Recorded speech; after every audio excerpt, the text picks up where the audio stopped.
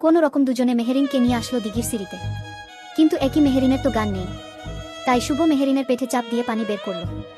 মাহমুদা মেহেরিনের হাতের তালু তার হাত দিয়ে ঘষতেছে। রুকাইয়া মেহেরিনের পায়ের তালু হাত দিয়ে ঘষতেছে। তবুও জ্ঞান ফিরতেছে না। এবার সবাই ভয় পেয়ে গেল।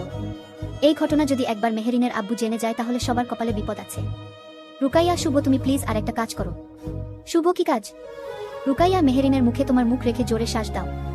শুভ, না না, এটা পারবো না আমি। মাহমুদা, প্লিজ শুভ, না করবেন না, আপুর কোনো কিছু হয়ে গেলে আমরা কেউ বাঁচব না। আব্বু শুনলে তো না জানি কি করে, কেঁদে। রুকাইয়া, শুভ ভাই আমার, প্লিজ আর দেরি করিও না। একে একে সবগুলো কাজিন শুভকে বলা শুরু করলো। অনেক আগে কিন্তু মেহেরিনের গান ফিরেছে। এই একটা কাজের জন্য এতক্ষণ নাটক করেছিল। শুভ সবার জোড়াজুড়িতে আর না করতে পারল। আস্তে করে নিজের ঠোঁট মেহেরিনের ঠোঁটের উপরে রাখল। তারপর বড় বড় শ্বাস দিতে থাকল।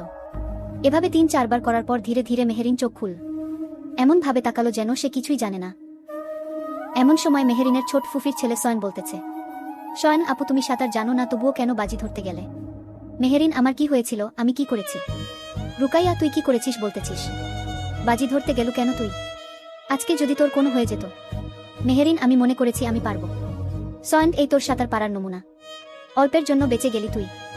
মাহমুদা, ভাগ্য ভালো এখানে শুভ উপস্থিত ছিল। ওনাকে বলার পর উনি তোকে সাঁতরে গিয়ে বাঁচালেন। রুকাইয়া, শুধু কি তাই, তোর পেট চেপে চেপে কত পানি বের করলো। তারপরও যখন জ্ঞান ফিরতেছিল না তখন তোর মুখে মুখ লাগিয়ে শ্বাস দিল। মেহেরিন, তোমাকে অনেক ধন্যবাদ শুভ। চোখ টিপে শুভ যা বুঝার বুঝে গেছে, তাই সে সেখানে আর না থেকে বাড়ির ভিতরে চলে গেল। সত্যি আগেও যেমন নাটক করত ঠিক এখনো সেই রকমই আছে মেহেরিন। শুভ পিছনে পিছনে সবাই আসা শুরু করে দিল। মেহেরিনও আসলো সবার সাথে। শুভ এখন সবার কাজে সাহায্য করে, কিন্তু বড় মামাকে কোনো বলতে গেলে, কোনো করে দিতে গেলে সেখান থেকে চলে যায়। তবুও শুভ হার মানার মতো ছেলে নয়। সেদিন শুভর 2 মামি জিজ্ঞেস করতেছে, নাজমাক কোনো শাড়িটা পরলে ভালো মানাবে শুভ? ফরিদা, দেখতো এই শাড়িটা ঠিক আছে কিনা।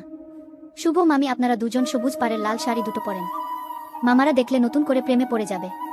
আর আপনাদের দুজনকে দেখলে যে কেউ বলবে আপনারা দুজন যমজ বোন হন। নাজমার সত্যি মানতে হবে তোমার পছন্দ সেই আছে। রুকাইয়া, দেখতে হবে না ভাইটা কার। নানি, হুনুম নানু ভাইটা যে আমার। সবার সাথে সেই রকম তাল মিলিয়ে চলতেছে। আজকে সবাই বিয়ের কেনাকাটা করতে যাবে। সবাই যখন প্রস্তুত হয়ে রওনা হলো ঠিক সেই সময় শুভর মামাদের এলাকার এক বড় নেতা বাহিরে থেকে নিয়ে আসা গুন্ডাদের নিয়ে পথ আটকাল। তাদের সবার হাতে ধারালো অস্ত্র। ছোট বাচ্চা মহিলারা খুব ভয় পেয়ে গেল। শুভর 2 মামা গাড়ি থেকে নেমে সেই নেতার কাছে গেল। তাদের পিছনে পিছনে তাদের বউ বাচ্চাও গেল।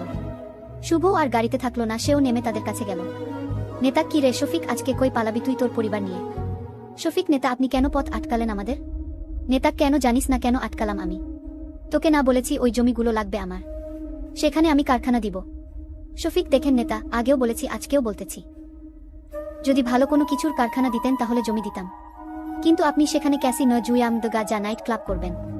এতে আমার এলাকার মানুষের ক্ষতি হবে, তাই দিতে পারবো না। নেতা, তোকে আর বলে বুঝিয়ে কোনো লাভ নেই আমার। এবার তোর পুরা পরিবার ধ্বংস করে দিব। যখন তোরা কেউ বেঁচে থাকবি না তখন এমনিতেই সব আমার হবে। এই তোরা দাঁড়িয়ে দেখতেছিস কি, মেরে ফেল সবাইকে। যেই না শুভর বড় মামাকে থাপ্পড় মারতে যাবে নেতা, অমনি শুভ নেতার হাত ধরে মুচড়ে দিল। নেতা তখন চিৎকার করতেছে আর সবাইকে বলতেছে শুভকে ধরার জন্য। এক এক করে সবাই যখন শুভকে মারতে আসতেছে তখন শুভ সবাইকে মেরে মেরে মাটিতে ফেলে দিতেছে। কারো হাত, কারো পা ভেঙে দিল, কারো আবার মাথা ফেটে গেল। শুভর মামা অবাক হয়ে শুভকে দেখতেছে। নেতা, ওকে ছাড়, এই মহিলা নারী শিশুরা আছে, এদেরকে ধরো তোমরা। নেতার কথা শুনে তার লোক প্রথমে শুভর বড় মামি নাজমাকে মারতে গেলে শুভ তাকে এমন মার মারে সেখান থেকে আর উঠে দাঁড়াতে পারে না।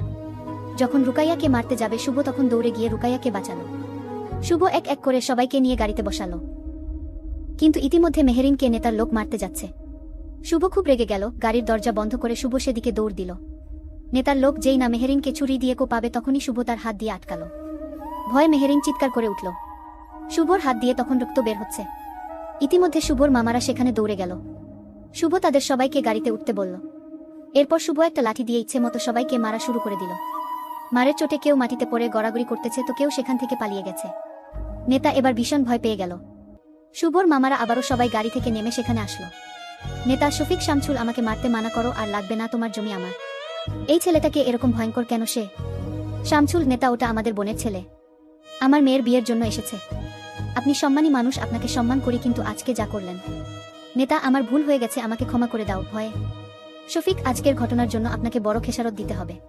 আমিস মামা, আপনারা সরেন, আজকে এই বেটাকে একটা শিক্ষা দিয়ে ছেড়ে দিব। আমাকে মনে হয় তুই চিনিস না, তোর চেয়ে বড় বড় নেতা আমার পিছনে থাকে। এরকম হাজারো লোক নিয়ে আসলেও ঠিকতে পারবি না। নেতা, আমাকে যেতে দাও, আর কোনোদিন তোমার মামার পরিবারের দিকে, জমির দিকে নজর দিব না। শফিক, যান এখান থেকে আপনি, আর যেন আমার চোখের সামনে না পড়েন। শুভ লাঠিটা ফেলে দিল। হাত দিয়ে ঝরঝর করে রক্ত পড়তেছে তার। সেই সময় প্রথমে মাহমুদা এসে তার ওড়না ছিঁড়ে শুভর হাতে বেঁধে দিল। একে একে সবাই এসে শুভকে ধরল। মেহেরিন তো শুভর এই অবস্থা দেখে কান্না করতেছে। শুভর নানিও শুভকে ধরে কান্না শুরু করে দিল। শামছুল ভাইজান, সত্যি আজকে শুভ না থাকলে কি যে হতো।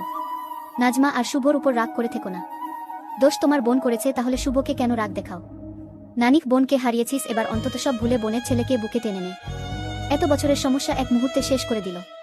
ফরিদা ভাইজান, আজকে শুভ না থাকলে আমাদের সবার কি হতো একবার ভেবে দেখেছেন আপনি? আর এভাবে রাগ জেদ নিয়ে থাকবেন না ভাইজান। সুমিস, বড় ভাইজান, আজকে শুভ না থাকলে তোমার আদরের মেয়ের কি হতো একবার ভেবে দেখেছ? একে একে সবাই যখন বলা শুরু করলো, তখন শুভর বড় মামা শুভকে বুকে জড়িয়ে নিল।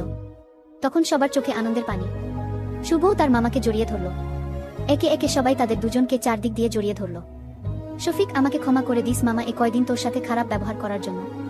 আসলে হয়েছে কি জানিস তো, তোর মা আমার আদরের বোন ছিল। আমরা কেউ প্রশাসনিক চাকরি পছন্দ করি না, কিন্তু তোর মা সেই আর্মিকে বিয়ে করল। তাই তো বোন চলে যাওয়া, তারপর দুনিয়া থেকে হারানো, মনটাকে পাথর করে দিয়েছিল। কিন্তু আজকে প্রমাণ করে দিলি সত্যি তুই আর্মির রক্তের সামর্থ্যবান ছেলে। শুভ মামা, এখন তো তোমরাই আমার সবকিছু। তোমাদের ছাড়া তো আমি একা ছিলাম এত বছর ধরে।